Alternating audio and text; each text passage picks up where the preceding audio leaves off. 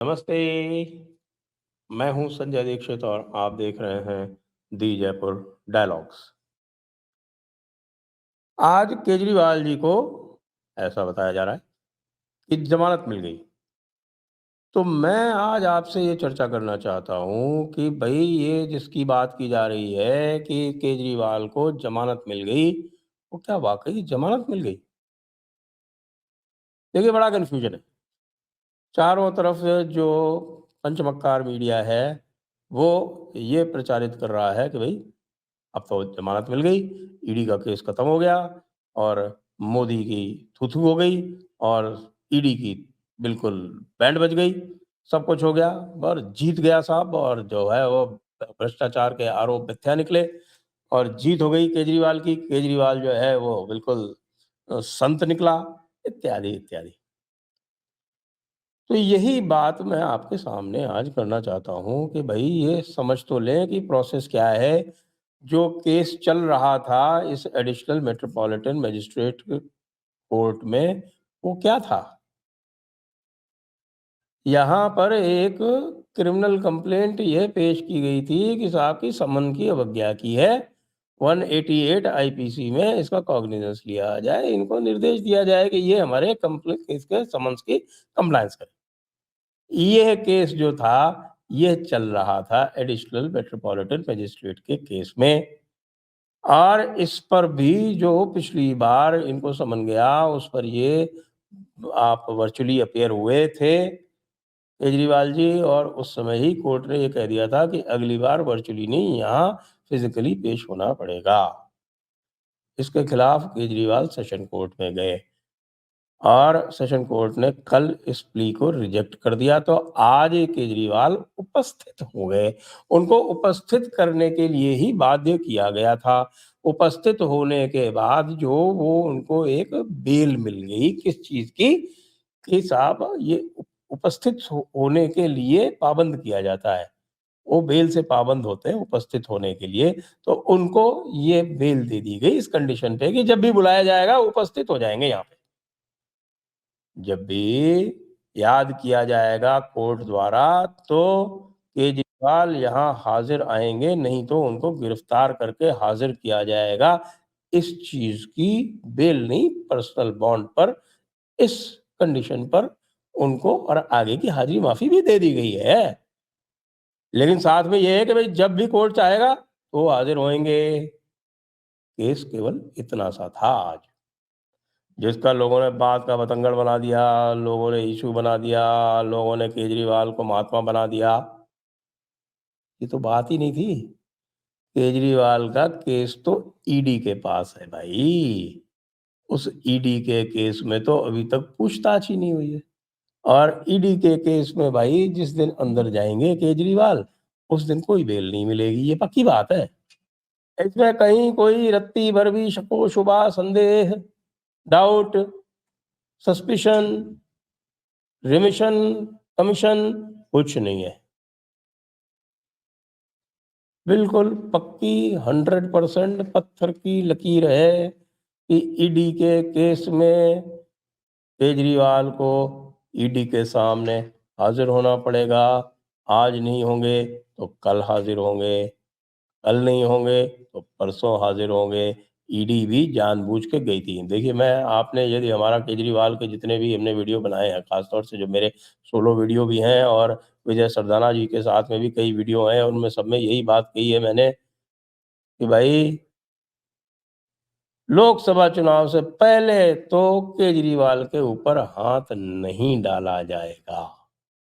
उसका कारण है भारतीय जनता जो है वो बड़ी उदारमना है और भारतीय जनता इतनी उदारमना है कि यदि आप किसी ऐसे व्यक्ति को जिसको माना जा रहा हो कि यह चुनाव में प्रत्याशी है या है इसकी पार्टी जो है इस चुनाव में कोई बड़े दल को चुनौती दे रही है और उसके साथ यदि आप ये खेल कर दो कि उसको जेल भेज दो, तो तुरंत जनता की पूरी सहानुभूति जो है, उस चुनौती देने वाले के साथ चली जाती है। ये कई बार हो चुका है, बल्कि आप जानते हो कि या नहीं जानते हो, लेकिन कई आप देखे होंगे कि नेता जो हैं वो छोटे-छोटे आरोपों पर गिरफ्तारी देते हैं, चला के गिरफ्तारी देते हैं। वो चला के गिरफ्तारी क्यों देते हैं? हमारे गांधी जी बाबा भी दिया करते थे गिरफ्तारी। क्यों देते हैं? तो भाई जनता की सहानुभूति उनके साथ आ जाए, जनता ये मान ले कि भाई ये हमारे लिए लड़ रहा है, हमारे लिए जेल जाने के लिए तैयार। इतनी सी बात है। इसलिए हमारे मोदी जी जो हैं वो इन मामलों में कभी भी इनको किसी भी तरह का आप देखते होंगे कि जनता की ऐसी-तैसी करा दी, लेकिन ये जो किसान 13 महीने घेरे बैठे रहे दिल्ली, इनके ऊपर लाठीचार्ज नहीं किया उस टाइम। क्यों? उनको डर था कि भैया सहानुभूति मिल गई तो उत्तर प्रदेश का चुनाव बिगड़ जाएगा, और उत्तर प्रदेश का चुनाव यदि बिगड़ गया, तो उत्तर प्रदेश का चुनाव बिगड़ने का जो पूरा उसका असर है, जो उसका पूरा प्रभाव है, वो आगे जाकर लोकसभा के इलेक्शन में पड़ेगा। इतनी सी बात थी। इस बार उन्होंने सारे के सारे जो है वो जितने भी मोहरे थे, वो सब अपने सजा रखे थे। पूरे के पूरे सब मामले सब फिट कर रखे थे, और इसलिए इतनी कॉन्फिडेंस थी कि खट्टर बाबा को कह दिया गया, खट्टर बाबा, एक चिड़िया भी पर नहीं मारनी चाहिए, कोई भी नहीं घुसना चाहिए हरियाणा में, दिल्ली तो बहुत दूर की बात है। खट्टर बाबा ने कहा बिल्कुल सही, कोई सवाल नहीं पैदा होता। और आपने देख लिया, ड्रोन से आंसू गैस के गोले बरसाए गए, विश्व के इतिहास में पहली बार, विश्व के इतिहास में पहली बार, मेरी जानकारी में। यदि आपको और कोई जानकारी हो कि कहीं आंसू गैस के गोले बरसाए गए हों ड्रोन द्वारा, तो कृपया आप मेरे ज्ञान में वृद्धि अवश्य कर दें। मुझे कोई आपत्ति नहीं होगी, मैं सहर्ष स्वीकार करूँगा, नीचे कमेंट्स में लिख दीजिएगा। तो ये तो स्पष्ट हो गया, कल के कविता की गिरफ्तारी हो गई। उसने 5 समन अवॉइड किए थे। तो आप पूछेंगे के कविता की गिरफ्तारी कर ली, 5 समन अवॉइड किए थे, तो सीधे जाके गिरफ्तार कर लिया। ये काम तो केजरीवाल के साथ भी कर सकते थे।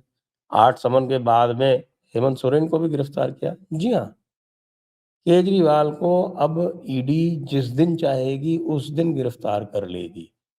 कारण क्या है कि इसी प्रकार के केस में अमानतुल्लाह खां, उसने भी 5 इस तरह के समन्स अवॉइड किए हैं। कविता ने शायद 6 अवॉइड किए थे। तो 5 जो अमानतुल्लाह खां ने अवॉइड किए थे, तो वो गया था एंटीसिपेटरी बेल की एप्लीकेशन लेके, और उसकी बेल इसी ग्राउंड पर रिजेक्ट कर दी गई कि ये जो है, ये कोऑपरेट नहीं कर रहा है इन्वेस्टिगेशन के साथ, अतः इसको बेल नहीं मिलेगी। जिस दिन ईडी ने केजरीवाल को गिरफ्तार कर लिया, यही ग्राउंड केजरीवाल के ऊपर भी लागू होगा। वरना केजरीवाल जी चाहें तो ट्राई कर लें और एंटीसिपेटरी बेल लगा के देख लें। बिल्कुल वही ऑर्डर आएगा जो उनके मित्र, मित्र कह लें, सहयोगी कह लें, चेले कह लें, उनके बड़े गुंडे कह लें, जो कुछ भी आप कह लें, अमानत उल्लाह खां का जो आदेश आया है सेशंस कोर्ट से, वही आदेश हमारे भाई साहब का आएगा, केजरीवाल जी का। वही एग्ज़ैक्ट वही आदेश आएगा। तो कविता के गिरफ्तार हो जाने से ये तो स्पष्ट हो गया, कविता को रिमांड मिल गई है। 7 दिन 10 दिन की रिमांड माँगी थी, 7 दिन की रिमांड दे दी गई। कविता को रिमांड के बाद कविता से जो क्वेश्चनिंग होगी निश्चित रूप से, क्योंकि पहले ही मंगोट्टू रेड्डी, जो श्रीनिवासलू रेड्डी के बेटे थे, वो अप्रूवर हो चुके हैं। वो ही दिनेश अरोड़ा और वही मंगोट्टू जो थे, वही तो कविता के कॉन्टैक्ट थे केजरीवाल के साथ में। तो जब वो अप्रूवर टर्न हो गए, तो कविता के बचने का कोई चांस नहीं है, कविता के बचने का कोई चांस नहीं है, केजरीवाल के बचने का कोई चांस है नहीं। केजरीवाल का जाना निश्चित है, और मुझे ये लग रहा है कि केजरीवाल को ये उठाएँगे लोकसभा चुनाव के बाद, क्योंकि इनका उद्देश्य, इनका लक्ष्य ये है कि केजरीवाल को दिल्ली चुनाव से पहले पंगु कर देना है, पूरी तरह से। तो केजरीवाल ही नहीं रहेंगे, केजरीवाल ही जेल में होंगे, सिसोदिया जेल में, आपका सत्येंद्र जैन जेल में, संजय सिंह जेल में। किसी को कोई किसी प्रकार की रिलीफ नहीं मिल रही है। क्यूरेटिव पिटीशन लगाई कल सुप्रीम कोर्ट में, उसने वो रिजेक्ट कर दी सुप्रीम कोर्ट ने। सब तरफ से पता नहीं कितनी बार हाई कोर्ट में रिजेक्ट हो चुकी है। सुप्रीम कोर्ट में पिटीशन विड्रॉ कर ली आपके उमर खालिद की यूएपीए वाली। तो अब इनकी हिम्मत नहीं पड़ रही है सुप्रीम कोर्ट से, इनको इस मामलों में खासतौर से जो ईडी और यूएपीए के मामले हैं उसमें कोई रिलीफ मिल नहीं रही है। इसको लेके ये बहुत चिंतित है। ना कपिल सिब्बल काम आ रहे हैं, ना अभिषेक मनु सिंह भी काम आ रहे हैं, कोई काम नहीं आ रहा। जितने भी बड़े बड़े नामी गिरामी जितने भी थे वो सब के सब फेल हो रहे हैं। बड़े बड़े जो केसेस लगते हैं उनमें कुछ होता नहीं। इलेक्टोरल बॉन्ड में रिलीफ मिल जाती है जो कि एक ट्रैप है, और जिसमें जब यूनिक बॉन्ड नंबर आएगा ना तो आपको पता चलेगा कि सारे के सारे जितने भी थे वो सब इन्हीं को बेनिफिट कर रहे थे जो हल्ला मचा रहे हैं आज की डेट में। इसलिए भाई चुनाव का परचम लहराया जा चुका है, रणभेरी बज चुकी है, लेकिन विपक्ष जो है उसके सारे जो तुरुप के इक्के जो हैं, जिनको वो तुरुप का इक्का समझता है, वो कुछ नहीं निकलते, वो मात्र दुक्की निकलती है, जिसको एक छोटी-सी तिग्गी जो है वो काट देती है। केजरीवाल भी गए, कविता भी गए, इलेक्टोरल बॉन्ड वाले में कांग्रेस और जितने भी ममता दीदी वो सब खेत रहे, और चुनाव का मामला जो है वो एक तरफ़ा सा होता दिख रहा है। केजरीवाल जी, आप तो तैयार रहो, एक तरफ़ा चुनाव का परिणाम आते ही आपकी तिहाड़ जेल में कोठरी जो है वो बुक हो चुकी है। जय हिंद, जय भारत, वंदे मातरम।